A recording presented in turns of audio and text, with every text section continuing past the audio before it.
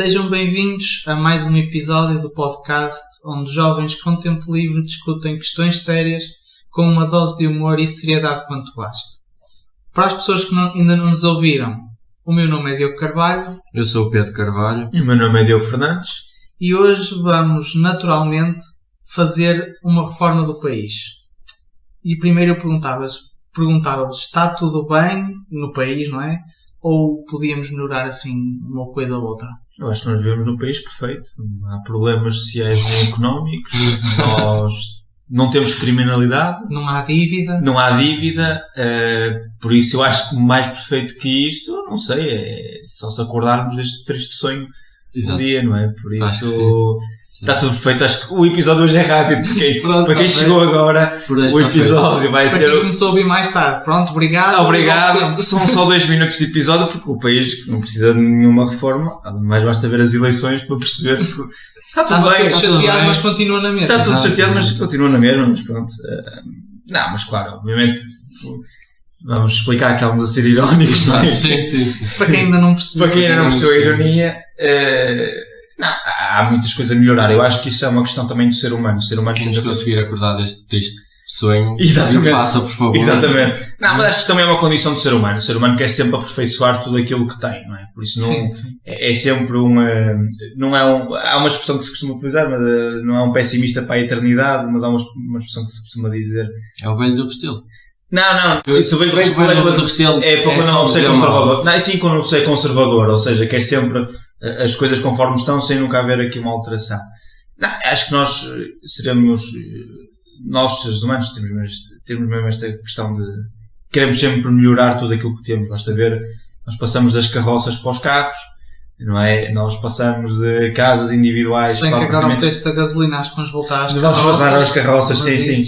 Ou alimentar um burro a pão de ló, como se costuma dizer, que eu acho que fica um bocadinho mais barato. Exatamente. Mas há coisas para alterar e eu acho que nós, 3 jovens aqui...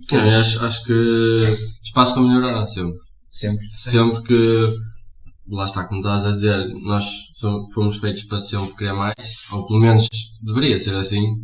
Portanto, espaço para melhorar há sempre e, na minha opinião, há muita coisa que nós temos que melhorar neste pequeno resort que nós temos plantado assim à beira-mar.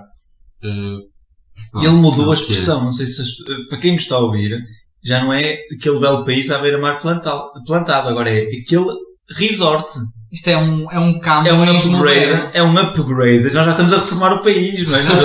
Já deixa de ser belo país à beira-mar plantado para ser um resort à beira-mar. Vai sair no próximo Natal 2022 Lusíadas 2.0. 2.0, exatamente. Por Pedro Carvalho. Exato. Não, isto é influências do curso. Exatamente. Eles agora na hotelaria usam todos aqueles termos de inglês e tal. Semana passada foi um plus, esta semana é o resort. Qual era o da semana passada? Era um plus. Um plus, exatamente, um plus. Lá está, é um plus ao país. É um plus ao país. Ainda vamos gravar um episódio em inglês. Também. Mas agora vamos agora vamos falar um bocadinho mais a sério. Só um bocadinho. Também. Qual era a mudança que tu fazias? Eu fazia mudança nas penas de prisão. E passo a explicar assim muito rápido. Eu sou muito a favor, por exemplo, da estrutura que os norte-americanos têm, portanto, nos Estados Unidos. Que é, imagina que tu, não a pena de morte. Sim. Isso aí eu acho que vamos concordar os três que não há nada que justifique. Pronto. Só em casos muito, muito extremos é que eu concordaria com a pena de morte. E eu aí tenho que discordar. Acho que não há nenhum crime que justifique matar a pessoa, mas continua. Pronto. Ok. Mas imagina que porque tu aqui em Portugal, se matares uma pessoa, se matares 3 pessoas, levas a mesma sentença. Sim. Não é? Levas 25 anos e pronto. E ao fim de 25 anos, estás cá fora. E nos Estados Unidos não. Ou menos. Depende do pronto. Mas eles lá, não. Tu matas 3 pessoas, tens 3 julgamentos diferentes. Sim. E depois aquilo vai somando. Sim. E isso para mim faz sentido. Sim. Porque senão ele vai achar que a pessoa que cometeu o crime vai achar que pronto, mais vale cometer 5 crimes todos seguidos que vou levar um bocadinho mais de tempo, mas já fiz. Mas aí há uma pequena diferença. Há ali uma certa impunidade. Não, só para te ajudar. Eu acho que aí vou tentar te ajudar aí um bocadinho. Que é, a questão é que também em Portugal, se tu matares 3 pessoas, tu tens 3 julgamentos. Pode ser um julgamento por cada uma das pessoas. Não costuma se calhar ser assim, não sei, também não estou muito por dentro. Mas tens. A questão aqui é o número das penas. E realmente nos Estados Unidos as penas são bastante grandes, não é? Eles têm 20 anos, salvo erro, por morte, 15 anos por tráfico de droga. Por isso depois aí aquilo vai somando. Em Portugal é que não há a soma. Há os 3 julgamentos, mas não há a soma efetiva. A pessoa é julgada, pode ser julgada individualmente por cada um dos crimes, mas depois não há uma soma da pena. Há uma pena que entra em conformidade, salvo erro, se sai de aqui, se eu não estou em erro, só podes levar 25 anos como pena máxima. Acho que como pena máxima. Sim, pena máxima é 25 anos, exatamente, salvo erro. Sim. Aí fica um bocadinho... Não faz muito sentido. Eu aqui, relativamente à pena de morte, lá está. Eu também acho que nós, enquanto cristãos, temos que dar a segunda oportunidade às pessoas de poderem melhorar. O problema é quando realmente... Eu acho que tem que haver aqui uma linha ténue, não é? Eu acho que não deve ser pena de morte a alguém que mate só uma pessoa, por exemplo, uma ou duas, pronto. Alguém que entra dentro de uma universidade, nitidamente para querer matar tudo aquilo que lhe aparece à frente. Já nem vou às questões da violação, porque é uma coisa que toca mais às pessoas. Não me chocaria que houvesse uma pena de morte nesse sentido. Não estou a dizer que concordo, sim, mas não me chocaria que dentro de algumas dimensões de crimes ou de tipologias de crimes haja a pena de morte. Aquilo que eu acho que tem que ser um garante é que o julgamento tem que ir até à última circunstância. Ou seja, nós temos que garantir mesmo, caso haja pena de morte, que é coisa que não existe em Portugal, salvo que Portugal tem feito os primeiros países a abolir a pena de morte.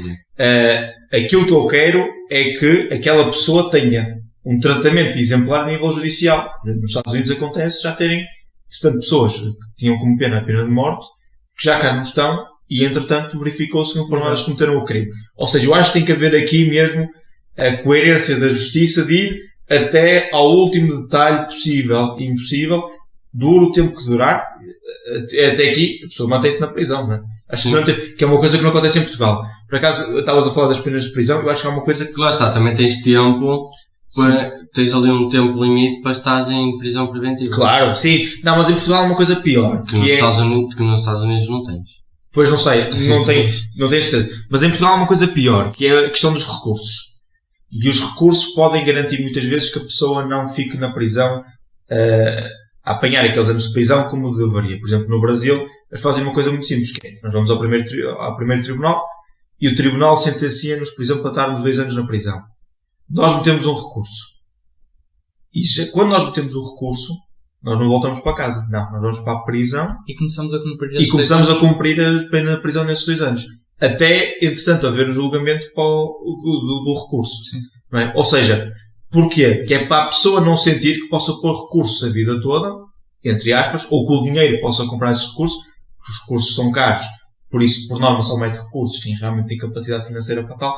Por isso, para mim, uma das reformas dentro da tua área até seria mesmo a pessoa, após o primeiro recurso, ter mesmo, já para não ter que cumprir logo no primeiro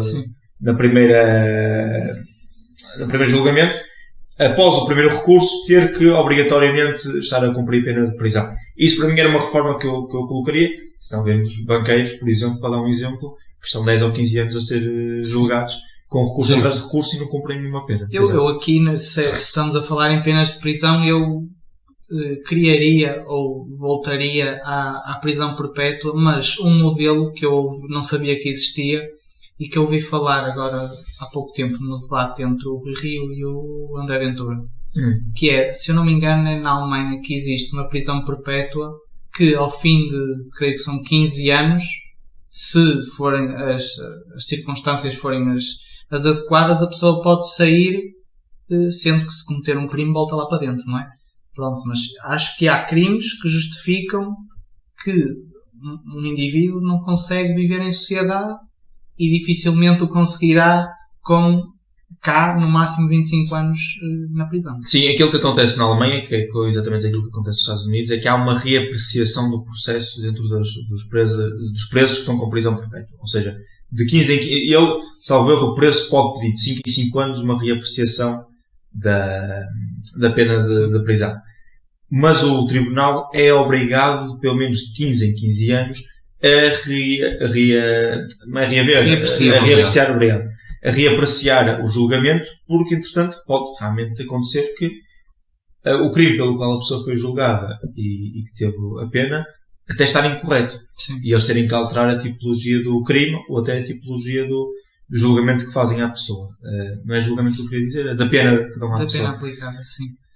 Mas isso é uma ideia interessante, sim.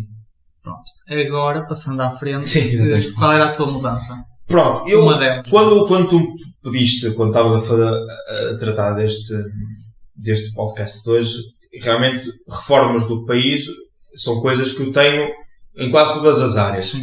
Agora, eu vou falar aqui de uma que é a minha área, para quem só ouviu hoje vai já perceber qual é a minha área, para quem nos ouve desde o primeiro episódio, já todos devem estar a perceber qual é que será a área, que tem a ver com a área política, e aquilo que eu faria era uma reforma do sistema eleitoral. É claro que eu faria aqui uma reforma ampla do sistema eleitoral, até porque para quem nos está a ouvir, não sei se tem conhecimento, mas Portugal tem 4 eleições, há 4 eleições em Portugal, 5 nas regiões autónomas dos Açores e da Madeira, que fazem as eleições locais para o governo local, e em que todas elas são maneiras diferentes que são efetuadas. Ou a lista, ou se são vários círculos nominais, ou se podem avançar enquanto pessoas independentes ou por partidos. Portanto, cada uma das eleições tem uma tipologia diferente. Aquilo que eu alteraria como primeira alteração, passa a redundância do termo, não é? Era nas legislativas. Aqui faziam uma reforma ampla do sistema eleitoral. O ponto número 1 era a questão do voto. Eu primeiro deixava de ter a obrigatoriedade do voto ser ao domingo. Para mim não faz sentido que o voto tenha que ser só num dia, por exemplo. Bem, ainda antes do voto eu acabava com aquela coisa que não tem pés nem cabeça, que é o dia da reflexão. Atenção, nunca é um dia de reflexão. Nunca é um dia acaba de reflexão. Sempre por haver qualquer coisa. Exatamente. Até porque não é só o dia da reflexão. O dia da reflexão ainda não caça.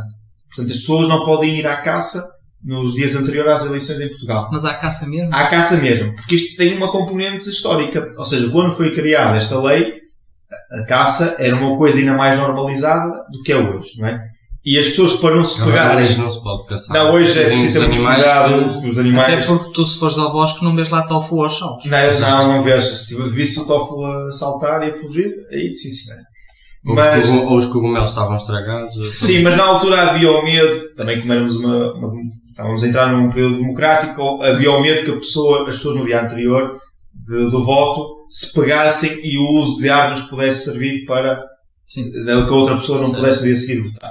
Mas nós temos que perceber o contexto. Naquele tempo não havia estes tempos de antena como há agora, não havia a internet e a digitalização e o marketing político todo que há agora. Nós hoje não temos uma verdadeira reflexão, até porque nós vamos ao Facebook e aparece coisas. Nós temos amigos que têm as coisas partilhadas ou que fazem promoção ao voto, que não foi naquele dia, mas foram nos dias anteriores e não estamos. Basta ser sexta ao fim do dia, vai estar sábado o dia todo. É fácil. Sexta às 11h59, se eu fizer uma publicação no Instagram, e eu e vários amigos meus fizemos isso, fica durante 24 horas a publicação no Instagram, em que vai apanhar das 11h59 de sexta-feira às 11h59 de sábado. Ou seja, aquele que é teoricamente o dia da reflexão, eu vou ter as 600 e tal pessoas que me seguem a ver aquilo. Não é? Sejamos sinceros, é uma treta. É uma treta, não faz sentido, porque vai haver sempre alguma coisa, não se vai deixar de falar só porque é o dia de reflexão. Pois é isso. Hoje ninguém fala de nada. Eu acho que bom dia, boa tarde e pronto, está feito. Eu acho que para os dias de hoje é passar um atestado de burrice ao povo português. Até por outra razão. Nós temos, e este ano é propício em piadas, nós temos as pessoas que quiseram 15 dias antes de votar, que não tiveram direito a dia de reflexão. Sim. Fez logo a diferença depois no voto das pessoas, as pessoas não tiveram tempo para refletir e até votaram 15 dias antes, não é? Estou a ser irónico. Depois temos esta questão agora em que o Círculo da Europa vai ter que voltar a votar, já sabendo os resultados finais, que também é uma coisa interessante, as pessoas não vão refletir. As As pessoas já viram os resultados finais e agora até podem votar. Eu acho que nem... Eu se tivesse incluído nessas eleições não ia votar. Sim, por causa do desrespeito que tiveram perante o... Também, mas o que é que vai mudar? Sim, não o voto deles? Não vai mudar nada. Isso para mim certo? já é eles podem, e é perfeitamente normal que eles se sintam assim.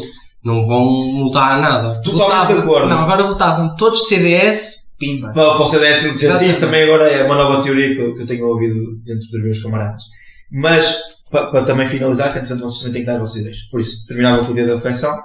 O dia de eleição poderia não ser num domingo. Basta dizer que no país mais democrático do mundo, que é os Estados Unidos da América, democrático no sentido de voto, do espaçamento de voto, tem eleições à terça-feira, em que só em 10 ou 12 estados é que é dia de feriado, por isso as pessoas podem se deslocar, não têm que estar a trabalhar teoricamente, que hoje é também uma falsa questão, porque as pessoas também trabalham no feriado. Sim. Por isso, eu por mim até haveria durante mais do que... Eu fazia 36 horas de voto, começava às 8 da manhã de sábado, só terminava às 8 da noite do domingo, fazia essas 36 horas seguidas. Mas aí eles tinham que pagar mais às pessoas que estavam... Não tinham, era aí que eu ia. E colocar o voto eletrónico. O voto eletrónico para mim é por mais importante por uma razão muito simples. Isto da questão dos hackers, isto também é preciso ter um bocadinho de atenção, porque também só é hackeado quem não tem um bom sistema de segurança. Sim. E obviamente que os sistemas eleitorais têm um bom sistema de segurança. Tem que ter. Tem que ter, ponto. Tem que ter. Não é que nem há discussão. E até por outra razão. E eu dou sempre este exemplo e termino já com isto. O olho humano não é certo naquilo que muitas vezes vê. Quantas vezes é que nós lemos uma mensagem, percebemos que a pessoa escreveu uma palavra e não escreveu essa palavra e nós voltamos a rever a mensagem. Agora imaginem, as pessoas terem que estar a olhar para uma folha A4 que tem 21 partidos. Ainda por cima, preto e branco. Ainda por cima, preto e branco, não é? Primeiro já não vou à questão ambiental, que se está a imprimir papel indecentemente, não é? E o PAN não fala nisso. E o PAN não fala nisso, claro. A Inês não se lembrou. E mesmo ao olhar humano, eu sou capaz de, sem querer, colocar um voto do PSD, vamos supor, estou a fazer aqui alegadamente um julgamento, em que a pessoa, sem querer, olha, vê PSD e sem querer coloca no boletim do PS. Ora, isto a nível informático não acontece. Até por uma outra razão. No voto eletrónico, para mim, sai 2 talões. Um talão pequenino, não é um A4, não é um A3, não é um A2, não é um A1. Um talão de supermercado. É um talão de supermercado, exatamente. Um talão, até olha, um talão de parque de estacionamento, que são aqueles cartõezinhos minis, em que para mim a pessoa votava na máquina, a máquina até podia estar nas juntas de freguesia para não ter que obrigar as escolas a terem que estar fechadas no dia anterior, por isso também resolvia-se esta questão, porque os miúdos depois não podem ir para as aulas. As máquinas estão nas juntas de freguesia. Mas aí fazia só sábado. Não, de sábado a domingo. Sábado a domingo. Durante 36... As pessoas têm... Mas assim, também à sexta-feira à tarde já há muita gente... Sim, está bem, mas ok. Mas eu dou... Mas era o fim de semana. Mas eu dou, exatamente, sem 36 horas seguidas, ininterruptas. Ou seja, as pessoas que trabalham durante o dia e que à madrugada lhes daria jeito de votar... Quem trabalha por turnos... Trabalha por turnos, olha, eu falo por mim, eu quando fui às presidenciais nem fui votar. Lá está. Porque tinha saído do trabalho às 2 da manhã, ia trabalhar às 10h30, se não dormia, ou ia dormir ou ia votar. Pronto. Ou seja, a pessoa vota, saem 2 talões, a pessoa põe o talão numa urna, ou seja, há uma contabilização do voto eletrónico, há um voto que vai cair na urna, para depois fazer bater-se, para ver se realmente as coisas estão certas ou não, onde no voto em urna já só vem uma coisinha muito simples a dizer qual é o nome do partido que a gente vota e ponto final parágrafo, e outro talão que fica com a pessoa. E só para terminar, termino mesmo já. E para ninguém se queixar, os talõezinhos que saíam eram em papel reciclado. Exatamente, em papel reciclado. Olha, uma boa ideia, não me tinha lembrado disso. Outra questão que para mim também é por mais importante é que os partidos deixem de depender do financiamento público. Ou seja, cada voto equivale a um valor que eu não sei ao certo, nunca sei ao certo, está sempre a mudar. Vamos supor que há 1,10€ por cada voto, cada partido recebe 1,10€ por cada voto a partir dos 50 mil votos. E eu terminava com isto, e aquilo que permitia é aquilo que acontece na América, os donativos. As pessoas angariam donativos para poderem fazer as suas campanhas. Tem um investimento próprio. Exatamente, sim. E os donativos... Serem isto como uma empresa. Nos partidos podem-se fazer donativos, só que se pode fazer até um X valor que eu não sei qual é. Nos Estados Unidos, por exemplo, há empresas que dão 30 ou 40 milhões ou 50 milhões para uma campanha, e eu não tenho qualquer problema com isso. Até porque eu não quero que os partidos dependam, principalmente as máquinas partidárias, dependam do Estado Até porque os partidos acabam sempre por ser apoiados por empresas. Sim. Vão sempre acabar por ser apoiados. Direto ou indiretamente são sempre apoiados por empresas. Pequenos e médios empresários. Até porque a maior parte, é preciso muitas vezes olhar para os partidos no interior. Os partidos no interior, as pessoas, a maior parte delas, pertencem a uma fábrica, são donos de uma fábrica, ou donos de uma mercearia, ou donos de um café. São coisas mais locais e são menos pessoas que podem votar. Por isso, eu era uma reforma do sistema eleitoral, que ainda tinha aqui mais coisas para dizer. Mas eu, já que estamos numa de reformar o sistema eleitoral, eu propunha uma multa para quem não fosse votar. Portanto, é assim, eu chateio aquelas pessoas que não vão votar, mas depois são as primeiras a dizer que o fulaninho de tal não está lá a fazer nada, ou qualquer coisa. Enquanto é um burro. É essas coisas. Assim. Às vezes têm razão, mas pronto, se tivessem ido votar era diferente. E a minha proposta era a seguinte: quem não fosse votar tinha uma multa ou uma penalização no IRS, qualquer coisa que a penalizasse por não ter ido votar. Claro que havia na mesma hipótese de voto antecipado ou por correspondência, e havia um período no qual se podia justificar porque é que não foi votar, mas é uma justificação válida. Por exemplo, estava internado num hospital, estava a trabalhar por turnos... Não estava no país? Não estava no país, qualquer uma justificação válida, não é o carro avariou. Sim, a questão dos turnos, por exemplo, se tu incorporasse a minha ideia de ser 36 horas aberto, sim, já não tem já não era ninguém começa a trabalhar sábado à meia-noite e e acaba a trabalhar domingo às 8 da noite. Claro. Sim. Pronto, era por aí. Acho que seria, sendo que o voto é um direito, não é? Passava também a ser um dever, e assim as pessoas depois não se queixavam que estão lá uns só a ganhar dinheiro e a apanhar boleias em carros em excesso de velocidade. Até porque o voto é a maneira mais simples de nós manifestarmos a nossa opinião perante o país. Se não gostamos de quem está a mandar, vamos e votamos noutros. Exatamente. Acho que seria por aí. Isso também parte muito de cativar. Isto é a minha opinião. Claro. Parte muito de cativar principalmente jovens. Porque eu conheço muita gente jovem que não foi votar. Sim. E depois dizem, isto não vai sair da cepa torta. Está bem, não vai sair, mas também não ajudaste. Sim, é assim, eu acho que... Não foste votar. A partir do momento em que não foste votar, não podes reclamar. Ponto. Sim. Mas eu acho que não ir votar não depende da idade. Acho que em todas as faixas etárias há gente que acha que não é ele sozinho que vai mudar. Não é ele, mas se formos a ver 40 e tal % dos eleitores não foi, se metade desses fosse, se calhar o Costa não tinha maioria absoluta e isto estava diferente. Não sei. Nem sequer estava até lá. Porque o António Costa, é preciso esclarecer, que ganhou com toda a justiça, não vou dizer o contrário. O António Costa só conseguiu entre 22% e 23% dos votos de todas as pessoas que poderiam votar. Ou seja, nós temos um universo de 10 milhões de pessoas que podiam votar e ele, salvo ganhou com 2 milhões e 300 mil votos. Sim, ele teve que 40%? Ele teve 40% dos que foram votar. Mas foi 40% dos 60%. Não, exatamente 40% dos 53%, não é? Por isso, se fizermos a percentagem perante todo o universo de pessoas que podiam votar, o António Costa só teve o direito a 23%.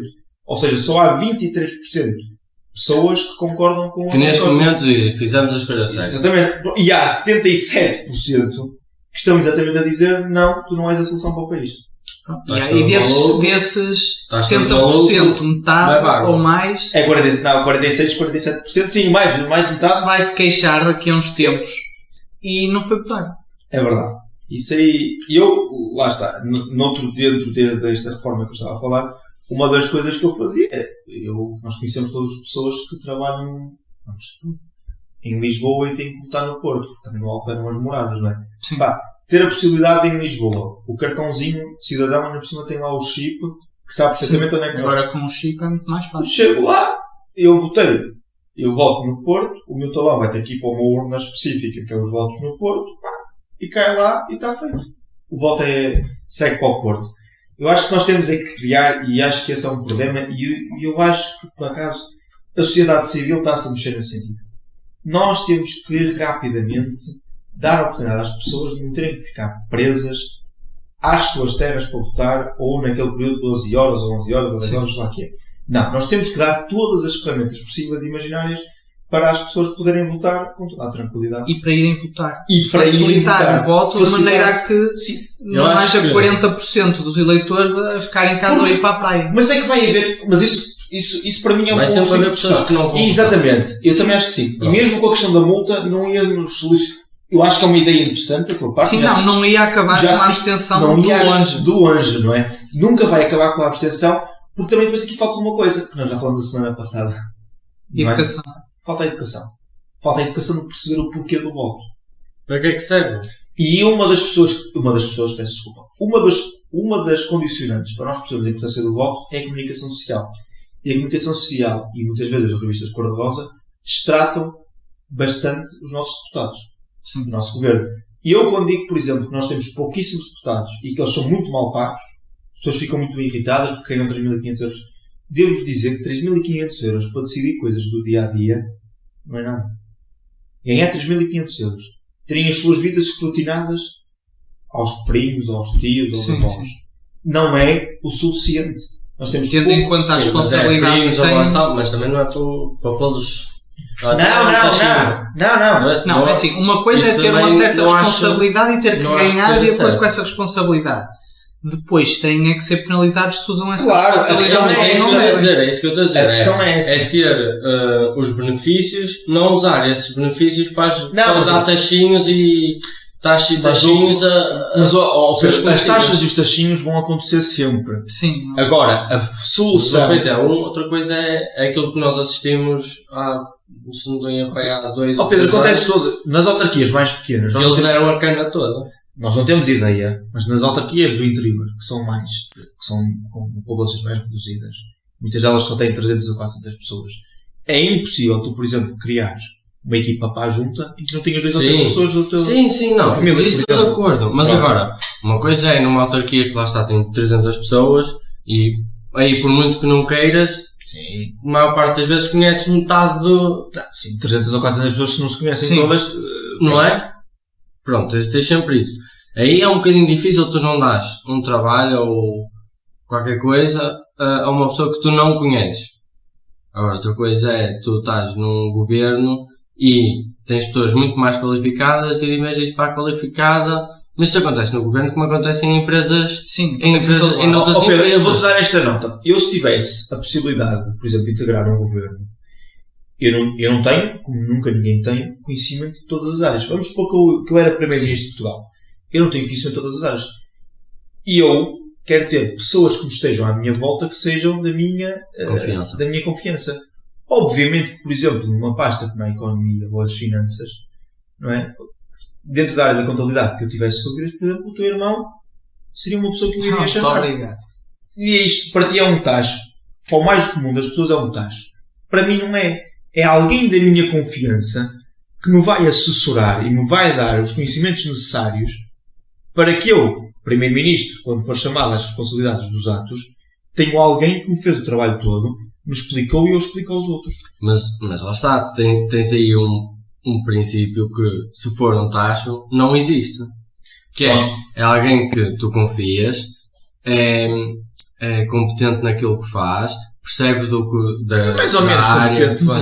Às vezes. Também percebe umas coisas. Exato. Pronto, mas tem essas coisas. É uma pessoa adaptada àquele trabalho. Ora, um taxa é uma pessoa que não está adaptada àquele trabalho, está lá porque é conhecido, é primo, é tio, é sobrinho, é o que é que seja. Há a pessoa que manda nele. Então dou-lhe outro nome, em vez de ser taxa, uma cunha. Sim, não é a mesma coisa. Sim, não é a mesma coisa, mas imagina, uma coisa é eu ir para um posto qualquer, numa empresa, no governo, seja onde for, porque alguém me arranjou uma cunha e me pôs lá, mas eu chego lá e faço o que tenho que fazer bem feito e sou uma pessoa competente. Mas aí já não é uma cunha. Não deixa de ser. A diferença está em é uma cunha quando entras. Sim, para o que eu quero dizer é uma cunha quando entras, mas quando estás lá, já não deixa de ser uma cunha porque tu és competente e estás a fazer um trabalho. Mas qual foi o início? Mas qual foi o início? Exatamente. Está bem, mas é isso que eu estou a dizer. No início é uma cunha, mas depois deixa de ser uma cunha. De acordo, mas nós também não temos a capacidade. Se a pessoa que vai para lá não faz um bom trabalho, vai sempre ser uma cunha. Mas eu então vou-te responder. O bom trabalho depende de pessoa para pessoa. Porque eu posso achar que o António Costa fez um bom trabalho, o teu irmão dizer que não, e tu não tens uma opinião. O bom trabalho depende também das nossas avaliações, daquilo que nós queremos avaliar ou não. Depende do que nós achamos que devia ter sido feito. Depende do sentimento. Por exemplo, vamos dar aqui, estamos aqui 3 rapazes. Nós 3 conseguimos olhar para a mesma rapariga e ver coisas diferentes na rapariga. Sim. Pronto. E quem diz a rapariga, diz no António Costa, diz no Rui Rio, diz no André Ventura, dizem tudo na vida. Por isso é que, qual foi o tal caminho do exemplo que o teu irmão te disse? É que foi primeiro por Cunha. E basta esta pequena coisa de ter sido por Cunha, não ter seguido o caminho normal, para depois a vida dele, e pessoalmente a minha, porque foi o que eu coloquei, estarem de tal maneira escrutinadas que já não interessa se ele fez um bom trabalho, se foi competente, se chegou a horas e se deixou o trabalho feito. Já não interessa, interessa é a forma como entrou. E é isto que nós temos, enquanto cidadãos, de realmente perceber se devemos chamar a tudo Cunha ou se devemos dar aqui um período de nojo e perceber. Fez trabalho? Ou não fez? Ou chegou lá ao meio-dia para assinar a folha e saiu a... Picou o ponto logo e foi tomar café à beira-mar. Não, que é muito cedo. Desculpem. Picou o ponto às 11h30. Foi lá, picou o ponto e veio-se embora. Pronto. Aí sim, aí tu já consegues ter uma avaliação. Sim senhora, ali, além de Cunha, a pessoa incompetente. Que no caso do seu irmão não seria. Foi mas uma Cunha, mas é isso que eu quero dizer para mim, não deixa de ser um tacho. Só deixa de ser Cunha ou tacho a partir do momento em que começam a ter resultados. Sim. Se me meterem numa... Eu fui trabalhar por Cunha, claro. E mas aí a tua área depois deixou de ser uma Cunha. Mas isso foi um exemplo. Comecei a dar resultados. Não dizendo que eu sou o maior da minha terra, mas começou a no teu trabalho. Fui competente e fui evoluindo. Eu estou a trabalhar onde estou, foi uma Cunha. Exatamente. No fundo foi o meu primo. Arranjou um trabalho na empresa do meu primo, por acaso é o pai dele. Mas e por acaso eu até sou uma pessoa competente, acho eu. Mas o meu patrão logo dirá. Exatamente. Mas neste momento não é uma Cunha. Não, o que eu quero dizer é, deixou de ser um tacho, sim, porque tu és competente. Eu percebo o que estás a dizer. Se fosse incompetente e o pai de Diogo te deixasse lá, aí era um tacho. Que é o que faz comigo, porque eu sou incompetente e ele mantém-me lá. Era isso que eu queria chegar, não posso dizer.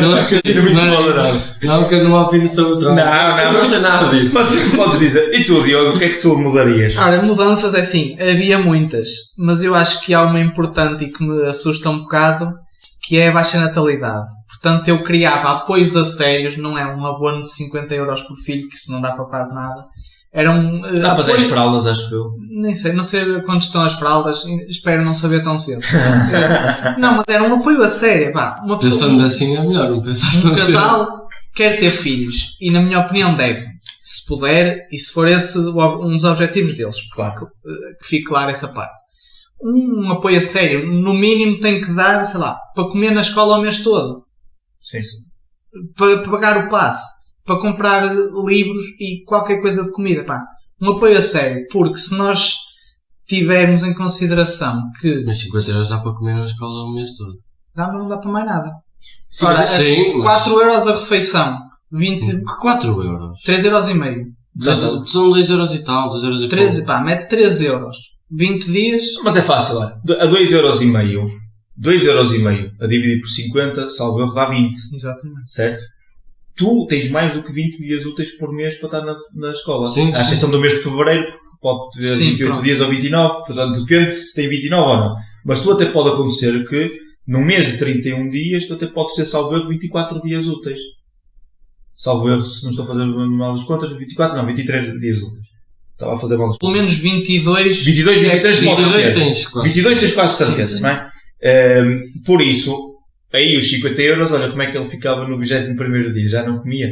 Eu acho que há aqui uma coisa que é importante, e eu vou aqui que é a questão da literacia financeira. Sim, era por aí. Era parte da explicação. A explicação era a seguinte: se tivermos em conta que a esperança média de vida cada vez é maior, e graças à medicina ainda bem que o é, e há menos jovens, menos crianças a nascer, portanto, a população ativa vai ser menos, a população que desconta para a segurança social vai ser menos.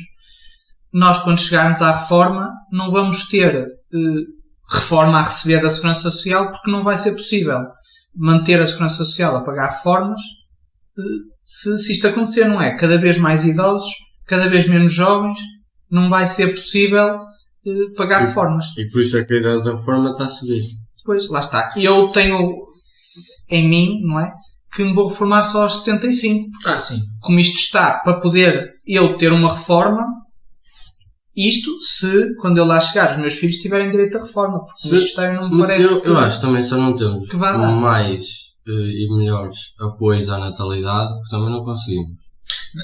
Não sei. Eu acho que nós desbaratamos o dinheiro com coisas que não são importantes. Por exemplo, a questão da TAP, para mim, não é uma. Lá está, voltamos outra vez ao julgamento Sim, lá está. Das coisas, não é? Na minha opinião, por exemplo, se calhar não se tinha gasto 3 mil milhões e 800 mil milhões. 3 mil milhões e 800 milhões. 3.800 milhões. 3.800 milhões de euros na TAP, não é? E podia-se ter feito aqui, olha, se calhar dar os computadores às criancinhas que ainda não têm os computadores desde o início da pandemia, não é? Se calhar dar aqui mais algum investimento para as escolas poderem ter, além de um croquetezinho, se calhar também já um risol, não é? Os miúdos quando vão comer peixe não comerem só a parte das espinhas e o arroz ao lado, que era a maior parte das vezes que aparecia, não é? Nós se calhar temos um outro acesso à medicina, não é? Por isso, eu acho que aqui é uma questão de... Assim, umas contas rápidas. Com 3.800 milhões... a 200 euros por filho num ano, conseguias pagar 1.500.000 nascimentos, crianças, Sim. apoio à natalidade. Olha, 1.500.000 bebés. Mas eu não estou a dizer... Mas acho que aí no bebés há outra questão que é importante também. Estou a dizer que... Pronto, não dá para mais. É assim, basicamente isso, porque não dá. Não eu dá acho que nós dá. não pensamos. Sim. Nós... Ultimamente, é isso que eu sinto com o governo de agora, e quem não concordar não quer está no seu saber. direito. Não pensam no futuro, estão a pensar agora. Não, mas isso é inócuo ao ser humano. O ser humano só pensa perante a sua longevidade, não é? Isto já vem desde o tempo dos reis. Os reis só pensavam na sua riqueza durante o tempo que sabiam que iam viver. Não pensavam para o futuro. Não havia... E por norma, quem tem visões de futuro, o que é que acontece? É encostada. Sempre não interessa. Quem tem essas boas visões de futuro... E o que é que acontece a essas pessoas? Não me queres aqui? Então olha, vou ser uma privada. Nem é para o privado, muitas vezes vou para ali para outro país qualquer e... Vai para um país lá fora onde trabalha numa empresa, por norma que é privada, que não tem nada a ver com o Estado, não é Olha, eu digo-te, eu não tenho desejo nenhum de quando acabar o curso ficar em Portugal. Claro, sim, isso pode ser um bom tema. Porque não temos que anotar em um próximo episódio. Não há nada que eu castigo aqui. Dá para ter uma boa vida. É isso que eu estava a dizer em off. Dava para ter uma boa vida. Em off. Não dava para ter uma vida em que eu... Porque o meu objetivo é muito fácil. Boa vida, mas não tão boa quanto tu queres. Exatamente. O meu objetivo é muito fácil. É ter as minhas próprias coisas e conseguir fazer dinheiro com isso. E quanto mais dinheiro eu conseguir, melhor. Porque quero dar uma vida boa, tanto aos meus pais, para eles não se preocuparem, quer aos meus futuros filhos, quer se for... Aos futuros? Porque já há algum no presente. Não, mas não é no futuro, não é agora, é no futuro. Para quem não nos está a ouvir e não está a ver, ele ficou completamente vermelho, o rapaz, coitado. Não, mas o que eu quero dizer é conseguir ajudar a minha família e aqueles que eu quero ajudar, conseguir ajudá-los. E agora, ficando em Portugal, não vou ter essa hipótese. Sim, ou se casa com uma militante da JS, ou então realmente é complicado. É a única coisa que eu tenho a dizer. Para terminar, eu queria só acabar aqui primeiro com uma frase que eu ouvi no outro dia, que acho que é o que define a falta de evolução, e depois com um pedido, mas já vou ao pedido. A frase era algo do género: enquanto trocarmos o que queremos agora pelo que queremos no futuro, não vamos progredir. No fundo era algo assim deste género. Eu acho que isso resume um bocado a situação em que estamos agora. Depois o pedido é assim: façam bebés, se faz favor, porque eu queria me reformar antes dos 75 e queria um apoio da Segurança Social quando chegar a velhinho.